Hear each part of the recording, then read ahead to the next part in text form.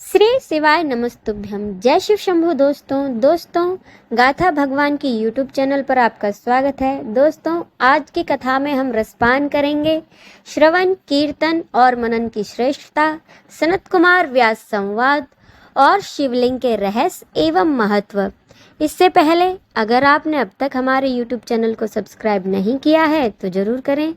तो चलिए शुरू करते हैं। जो आदि से लेकर अंत में है, नित्य मंगलमय है, जो आत्मा के स्वरूप को प्रकाशित करने वाले हैं, जिनके 5 मुख हैं और जो खेल खेल में जगत की रचना, पालन, संहार तथा अनुग्रह एवं तिरोभाव रूप 5 प्रबल कर्म करते हैं, उन सर्वश्रेष्ठ अजर अमर उमापति भगवान शंकर का मैं मन ही मन चिंतन करता हूँ। व्यास जी कहते हैं धर्म का महान क्षेत्र जहाँ गंगा यमुना का संगम है, उस पुण्यमय प्रयाग जो ब्रह्मलोक का मार्ग है, वहाँ एक बार महातेजस्वी महाभाग महात्मा मुनियों ने विशाल यज्ञ का आयोजन किया।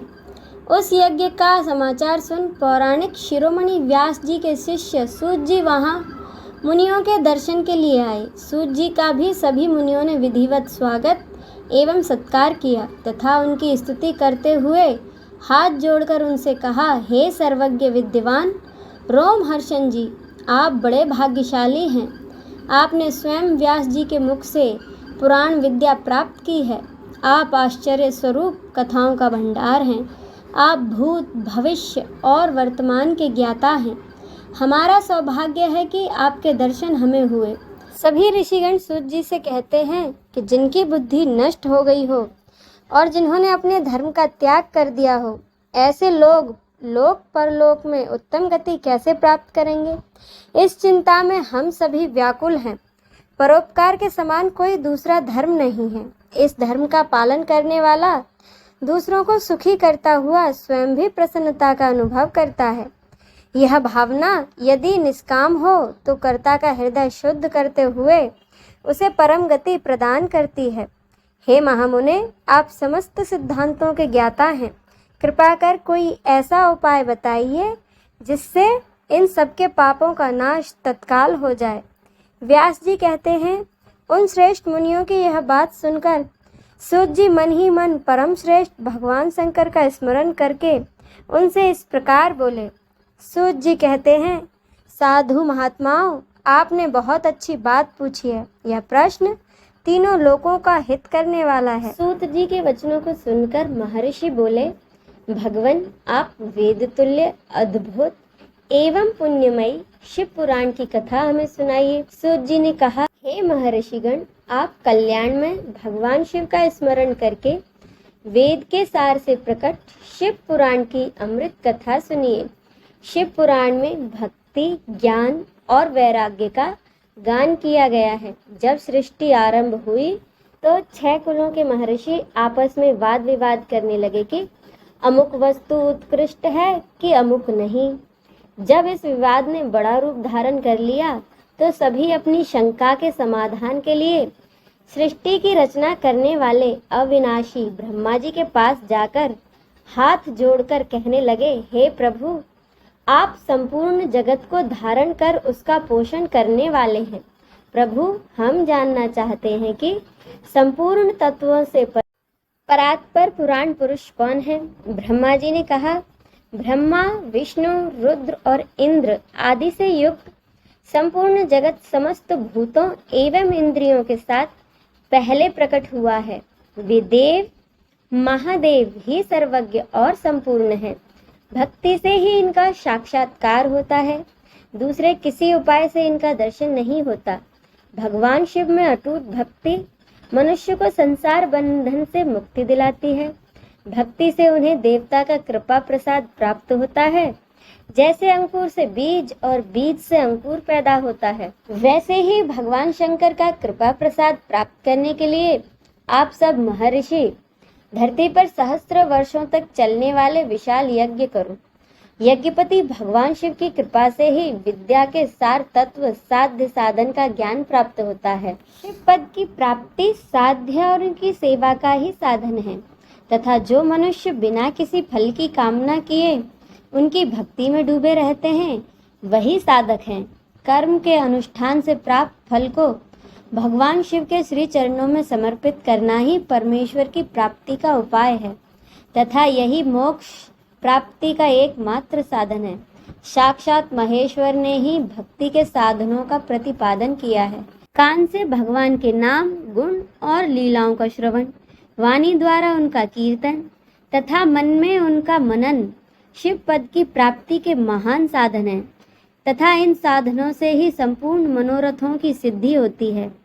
जिस वस्तु को हम प्रत्यक्ष अपनी आंखों के सामने देख सकते हैं उसकी तरफ आकर्षण स्वाभाविक है, परंतु जिस वस्तु को प्रत्यक्ष रूप से देखा नहीं जा सकता उसे केवल सुनकर और समझकर ही उसकी प्राप्ति के लिए प्रयत्न किया जा सकता है। अतः श्रवण पहला साधन है। श्रवण द्वारा ही गुरु मुख से तत्व को सुनकर श्रेष्ठ बुद्धि वाला विद्वान अन्य साधन कीर्तन और मनन की शक्ति व सिद्धि प्राप्त करने का यत्न करता है।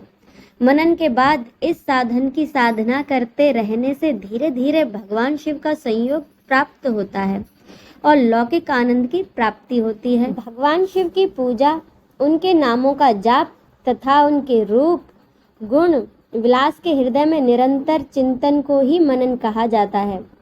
महेश्वर की कृपा दृष्टि से उपलब्ध इस साधन को ही प्रमुख साधन कहा जाता है। प्रसन्न होकर सनत कुमार जी गंभीर वाणी में बोले, मुनि, तुम सत्य का चिंतन करो, इसी से कल्याण का मार्ग प्रशस्त होता है।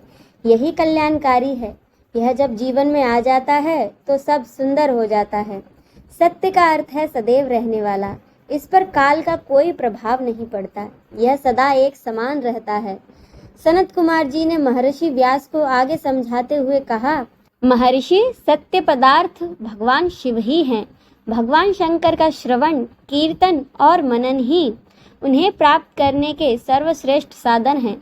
पूर्व काल में मैं दूसरे अनेकानेक साधनों के भ्रम में पड़ा घूमता हुआ तपस्या करने मंदराचल पर जा पहुंचा। कुछ समय बाद महेश्वर शिव की आज्ञा से सबके साक्षी तथा शिवगणों के स्वामी नंदिकेश्वर वहां आए और स्नेह पूर्वक मुक्ति का साधन बताते हुए बोले, भगवान शंकर का श्रवण, कीर्तन और मनन ही मुक्ति का स्रोत है।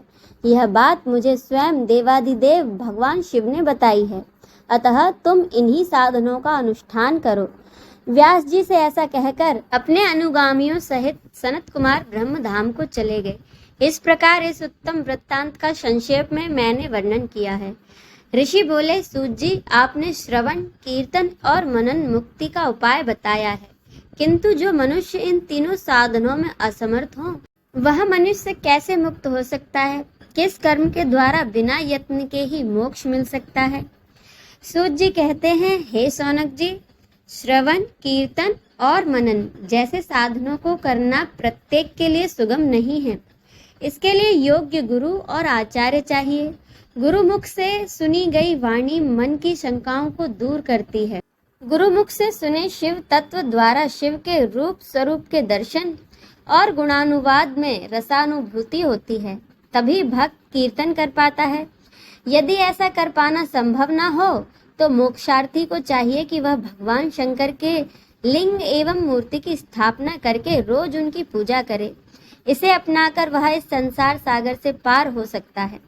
संसार सागर से पार होने के लिए इस तरह की पूजा आसानी से भक्ति पूर्वक की जा सकती है। अपनी शक्ति एवं सामर्थ्य अनुसार धन राशि से शिवलिंग या शिव मूर्ति की स्थापना कर भक्ति भाव से उसकी पूजा करनी चाहिए। मंडप, गोपुर, तीर्थ, मठ एवं क्षेत्र की स्थापना कर उत्सव का आयोजन करना चाहिए तथा पुष्प, धूप, वस्त्र, गंध, दीप तथा पुआ और तरह तरह के भोजन नैवेद्य के रूप में अर्पित करने चाहिए। श्री शिवजी ब्रह्म रूप और निष्कल अर्थात कला रहित भी हैं और कला सहित भी हैं। मनुष्य इन दोनों स्वरूपों की पूजा करते हैं। एक बार सनत कुमार जी ने नंदिकेश्वर से पूछा कि हे नंदिकेश्वर, पूर्व काल में उत्पन्न हुए लिंगबेर अर्थात मूर्ति की उत्पत्ति के संबंध में आप हमें विस्तार से बताइए। नंदिकेश्वर ने बताया कि मुनीश्वर, प्राचीन काल में एक बार ब्रह्मा और विष्णु के मध्य युद्ध हुआ तो उसके बीच स्तंभ रूप में शिवजी प्रकट हो गए। इस प्रकार उन्होंने पृथ्वी लोक का संरक्षण किया। उसी दिन से महादेव जी का लिंग के साथ साथ मूर्ति पूजन भी जगत में प्रचलित हो गया। अन्य देवताओं की साकार अर्थात मूर्ति पूजा होने लगी, जो कि अभिष्ट फल प्रदान करने वाली है, परंतु शिव जी के लिंग और मूर्ति दोनों ही स्वरूप पूजनीय हैं। इससे आगे की कथा का रसपान हम अगले अध्याय में करेंगे। हर हर महादेव।